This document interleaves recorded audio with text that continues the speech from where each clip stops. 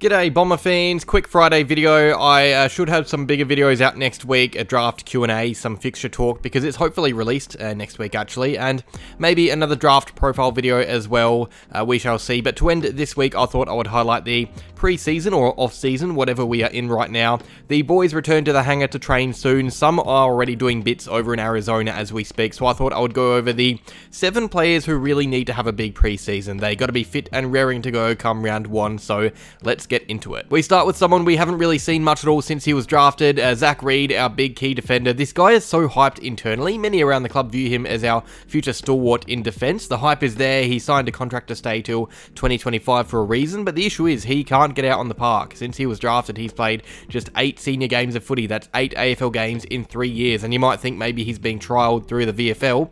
Well, he's only played 17 there. He only managed 2 VFL games in 2023 before injury ended his year again. It happens far too often, but now he is fit, he is recovering, he should be available for day 1 of pre-season training. What we need from Reid is an intense but steady summer so he can be available for selection in round 1, because realistically, if he gets going, he could challenge for Laverty's spot in the team. This could be a really big year for Reid. We could see his luck turn, and for that to happen, he needs to be unscathed come the new year and continue that way as things intensify. Similar to Reid, we have Nik Cox, who has enjoyed more time on the park than Reid. He has played 5 times the games of Reid, but even still, it's not enough. He played 22 in his debut year in 2021 and has only managed 11 since. We simply have not seen enough of Cox recently now that he's grown some muscle. 2021 was his best year and it was his first. He should be getting better, but he simply is not playing enough too. So, like Reid, we need our key positional utility to stay fit and healthy this pre-season, because at his best, he is really hard to match up on. He can play defence, wing, has rucked,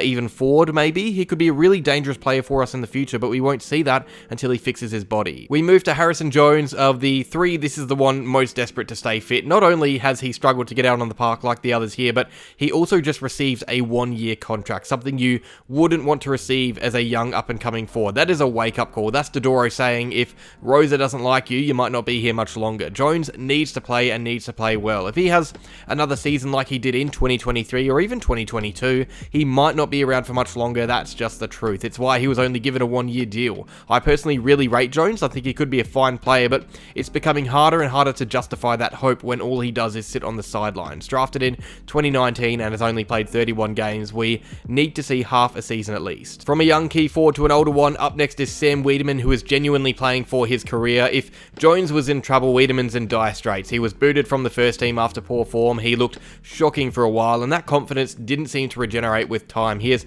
long been a player that builds his game around his mood. If he is on, he is genuinely helpful, or more than helpful. He kicked a bag of 5 goals, which tells you that. But then there's that string of 6 or 7 goalless games. I think Weideman needs to go to an extra level as he approaches his physical peak. He needs to unlock some physical traits we haven't seen. Otherwise, you would expect a similar season from him. Jake Stringer, this one is different. Weideman and Jones may be playing for their list spots. I think Stringer's fitness is more important to us as a team. Essendon are a much better team when Stringer is near full fit. In 2021, when he was in shape, we were nuts. He was nuts. That's the best any Essendon player has looked in years. He was crazy good, winning games for us on his own. If he can get to that level again, it makes us a significantly better team. It's impossible to argue that. He's probably, at his very best, our best player, and I think many of you would agree. I would hate for us to see more news of muscle soreness or Stringer on a modified program to start the year, and you know it's coming as well. He's currently in rehab after some post-season surgery, but I'm holding out hope we get 1 more year or even